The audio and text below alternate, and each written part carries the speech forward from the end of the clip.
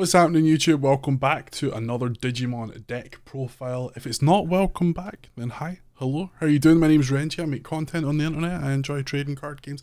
I love Digimon. If y'all are here for similar reasons, then hang out, enjoy the video. If you like what you see, maybe consider subscribing, hit that like button. And yeah, today I'm going to be going over my Shinegreymon deck profile for BT13. I've been putting this video off for like a little while because I keep changing my ratios, but I think this is as comfortable as I want to be at the start of the format, so let's have some fun. Let's get into it.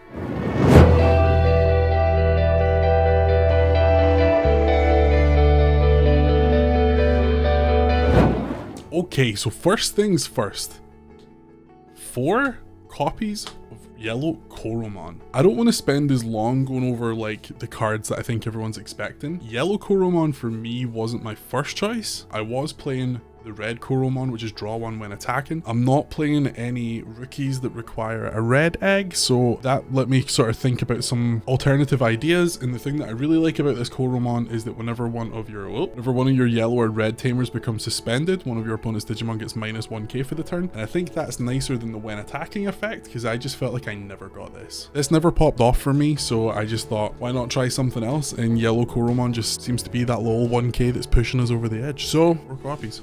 I feel like we're kind of going to see similar cards and similar ratios to a lot of the decks that are out there just now, because I just feel like there's optimal Agumons to play in this deck. But right now I'm really enjoying playing 4 copies of the BT12 Agumon. This Agumon lets us reveal the top 4 cards of our deck, grab 1 card with Greymon in its name and 1 Marcus, and put the rest at the bottom of the deck in any order. So this is good because it's getting us 2 hits. We're going to get one of our Greymon pieces, and we also get a Marcus, which is really important. And I'm playing 4 copies of the BT13 Agumon.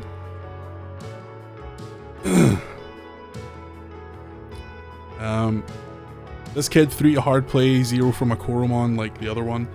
Main once per turn for the turn. Main once per turn for the turn. One of your Marcus Daemon is also treated as a 3000 DP Digimon and can't Digivolve. Now this is huge because it's not a start of turn effect like the BT12 Tamer. We don't have to make that decision at the beginning, and it also doesn't cost us any memory to bring Marcus out. Obviously if we hard play this, or if it gets brought out with Raisin, it's a different story, but the fact that we can trigger essentially a free hybrid at any point during our turn is huge, so this guy needs to be a 4 off. The Inheritable is really good as well, that when one of your red or yellow Tamers becomes suspended, you can delete one of your opponent's Digimon with 3k or less. We've got so many effects here that pull the DP threshold down, so it really checks out. This Agumon as well, the Inheritable is when one of your yellow or red Tamers becomes suspended, one of your opponent's Digimon gets -2 for the turn, so these can stack up quite quick, and it's really good for getting rid of like pesky top ends. Last card I'm playing is going to be 3 copies of the EX4 Agumon. This was Agumon X Antibody for a little while. It just felt bad when I had to just evo it in the back and I wasn't getting any search off of it, and I feel like the lack of Inheritable just makes the card feel worse in this deck than its counterpart. We really want to be hard playing a lot of the Agumons to get us search or to get us our Marcuses out. So I just felt like swapping it out for this Agumon felt better. We get draw off of the Inheritable, which is nice in the start of your main phase. If we have a red or yellow Tamer in play, we gain a memory. One of our level 4 Greymons is absolutely cracked, so it kind of feels good evoing this in the back for free. Next turn, promoting this up. If we have a Tamer out at that point, we can gain the memory and then Digivolve into our Greymon. So I feel like this card now is like in a better space now that we want to raise the rookie up to drop our really good level 4 on it. So that's it, 11 rookies. 11 rookies feels good in the Mulligan era. Onto our level 4s. So the first one, which is absolutely nutty in my opinion, is 4 copies of the brand new BT13 Greymon. This kid is outstanding. It might be my favorite card in the whole deck. Even better than the boss monsters for the tempo that it gives you. Digivolves 2 from a level 3 with Agumon in its name and Dinosaur in the traits, yada yada yada. When Digivolving, you search your security stack. You may play 1 red or yellow Tamer card among them without paying the cost, and if you do, you recover. So this is huge. This lets us get the Tamers out there premature. It doesn't have to be Marcus, it's red or yellow, and we recover, so we're not losing anything. We're 2 evil, this thing's great. The Inheritable, your turn once per turn. When one of your red or yellow Tamers becomes suspended, you may delete one of your opponent's Digimon with 3k or less. So this is going to be good to get rid of floodgates, but it's also good, like I said earlier, if we're lowering that DP threshold with minus effects anyway, this thing really gets the pop off. Next card I'm playing is 4 copies of the BT12 Shinegreymon. I still love this guy. I consider dropping this down to like 3 copies or whatever, but I just like it. Digivolves 2 on an Agumon dinosaur in its traits. When Digivolving, if you don't have a Marcus in play, you can play one. I feel like now that we've got more cards that just let us play out Tamers, the if you don't have, then do feels a little bit worse, but I still like it. But really, I really love the inheritable because it's the inheritable that's going to let us minus something for 2k instead of us having to fit inside a threshold. So whilst the other one has a really good when Digivolving effect, I feel like this is the Shinegreymon that I don't feel bad about putting in the Raisin area. And then my last card isn't the EX4 one. I think the EX4 one's nice. Honestly, the art is really stunning, but my last 2 copies of level 4s are 2 copies of the Shinegreymon from starter deck 7. This thing just feels good because we get the security effect in almost all of my test games. Even when I was playing this back in BT12, this thing got hit in security an unfathomable amount of time. And because we have recovery now, we have more options of getting it in there. But also if we start our turn at 3, just dropping this for 6 doesn't feel bad if we want to try and kill something that's 4k or less. So I still really like this. I think it has its place. I don't think I prefer the EX4 one over this, so if I had to cut something, I'd maybe lose some of this guy, but honestly, these at 2 copies, the lineup feels really good to me. On to the level 5s, I'm playing 4 copies of the brand new Shinegreymon from BT13. This thing's great. So it digivolves 3 from a Shinegreymon, which is all of our level 4s. When digivolving, you can play a Marcus from your hand without paying the cost. No other requirements. If you already have 6 in play, doesn't matter, you can play another one, which is awesome. And all turns once per turn, when one of your red or yellow Tamers is deleted, you can place a Marcus from your trash on top of your security stack face down. So this is a really cool way for us to recycle the Tamers as well. And I just think the inheritable is exactly the same as its all turns once per turn effect. When one of your red or yellow Tamers is deleted, place a Marcus from your trash on top of your security stack face down, which is really important considering how much we want to be swinging with the Tamers. Next card I'm playing is 3 copies of Shinegreymon X Antibody. This thing digivolves 1 from a Shinegreymon. When digivolving, you can play a yellow or red Tamer from your hand without paying its memory cost. And then if Shinegreymon or X Antibodies in its Digivolution cards, one of your opponent's Digimon gets minus 2k for the turn for each yellow or red Tamer that you have, which is awesome. This thing also gets a buff for 1k for each Tamer that we have in play, regardless of color. That comes up less because I feel like this is just a stepping stone if you want to try and like minus some stuff, but or get some card draw. But I really like it at 3. I've seen some people play 4 copies. I've seen some people just playing 1 and everything in between, but I think 3 feels nice to me. And it has targets because our last 2 cards, 2 copies of the BT12 Shinegreymon. I originally had this as a 3-3-3 split, and then when I wanted to play more of the new one, I was playing 10 level 5s in total, and it just felt a little bit too much. I kept feeling like I had a Shinegreymon in my hand, and I think that I would rather evo the new one rather than this one, which is why I'm doing 4 and 2. When digivolving, if you have a yellow or red Tamer in play, you gain 1 memory, which is fine. Then all turns once per turn, when one of your Tamers is deleted, place a Marcus from your trash on top of your security stack. So it's like, it's a kind of interchangeable effect, I guess. I just think that the other one is better. Just being able to drop a Marcus it just feels better. It just feels nice, you know? And this also has the same inheritable, sorry, I should say. When one of your Tamers is deleted, place a Marcus from your trash on top of your security stack.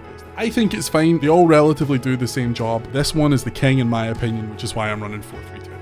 Level 6s. Now this is where I think some of the fun comes in, because I know that there's a lot more choices now. There's a bit more variation in ratios, which I think is really cool to see. But right now I am playing 3 copies of BT12 Shinegreymon.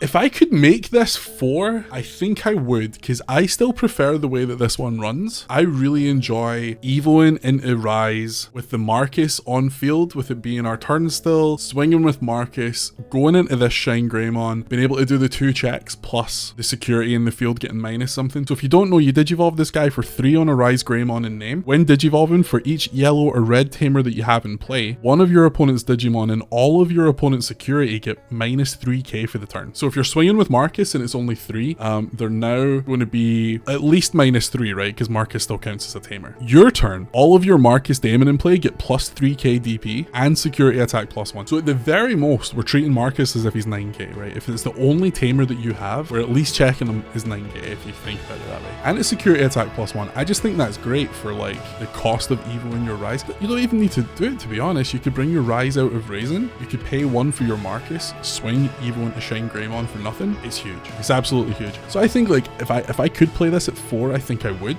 And the only reason that I'm not is because I'm only playing 2 copies of the new Shinegreymon. This was 3. I was running a 3-3 split, but I felt like I was just seeing them in my hand too often where I could have had other pieces. I'm going to talk about other pieces when we get onto like the 7s and the Tamers. So I think if I had to cut one, it had to be the new one because, like I said, I like the BT12 one for the aforementioned reasons. New Shinegreymon is great. Still Digivolves for 3 with Rise Greymon in name. Start of your main phase and when Digivolving. Until the end of your opponent's turn, one of your Marcus Daemons is treated as a 3000 DP Digimon. It can't Digivolve and it gains blocker. So that's really cool because we have a lot of when your Tamer becomes suspended and it tends to be an all turns effect. Plus the new Marcus when suspended gets to pop something that's 3k or gives something minus 3k, sorry. So I think that's really, really cool. Shinegreymon also has the all turns once per turn. When one of your red or yellow Tamers becomes suspended, one of your opponent's Digimon gets minus 6k for the turn. So you're kind of turning Marcus into a blocker that's kind of got like a 9k time bomb on him, and your Rise Greymon inheritable is probably going to put him back on top of your security stack if he dies. So I think this is really, really nice. Like I say, I was running 3-3. I think 3-3 works. I've seen people also run 1 copy of the old Shinegreymon, which I think is still okay because it's going to suspend all your Tamers. The new Marcus would get to pop things. So really you're getting like the old Shinegray DP minus plus all the minus from the new Marcus plus any minus from inheritable. So honestly, you could like annihilate a board. And if I wanted to be like a little bit more control with it, I think that would be the way to go. But really my main option is to go with this kid so that our Marcuses are swinging twice, or swinging for 2 checks, I should say, with a little bit more of a buff. Still like the new one as well.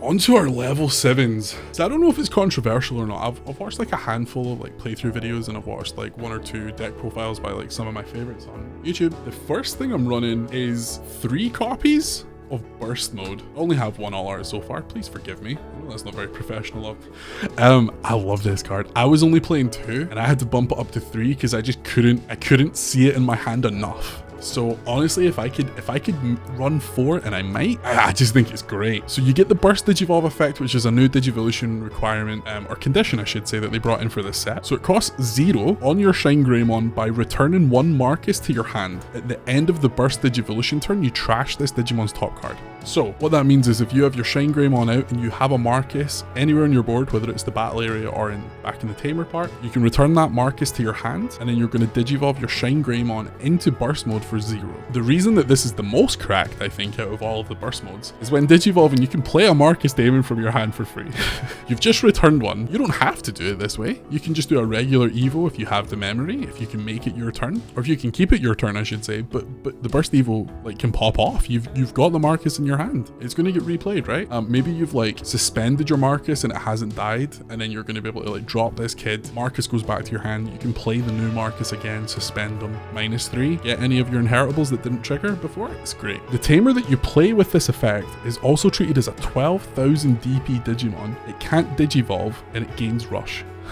So bear in mind, you can do this with the old one as well. Like the old one can come in, it's still going to be a 12k. You don't get the suspend effect for sure. I actually kind of prefer it being that way because if I want to be more control and I want to play it and then on play suspend to kill something, I don't get to swing for 12k with the Marcus. The cool thing that you can do is you can use the old Marcus, swing with it, and then when attacking, you can try and Digivolve maybe like a second stack up or something like that. So it has its options. This as well, by the way, can also be your target for the Marcus swing. We're going to go over Tamers in a second, but like you can still go into this for 0, meeting the regular requirements. Huge. And then the last card I'm playing is 1 copy of Ruin mode. Might have been spoiled by the thumbnail, or maybe not because it says good vibes only. I don't know. This thing is still good. I would consider, so this is my like more defensive option, I suppose. And I think this feels really good off of a Marcus swing when you already have a Shine on board, to the point where you would like attack with your Marcus, Digivolve your Shine up into Ruin mode. It's going to get the when Digivolving effect, and then you can attack with it because it's probably unsuspended and wasn't played that turn. You haven't passed turn. You're blanket 10k to the board, which feels really good. But this is like your panic button, I suppose. This is what you want to play or Digivolve into when you feel like you need a bit more of that control element, especially with decks with such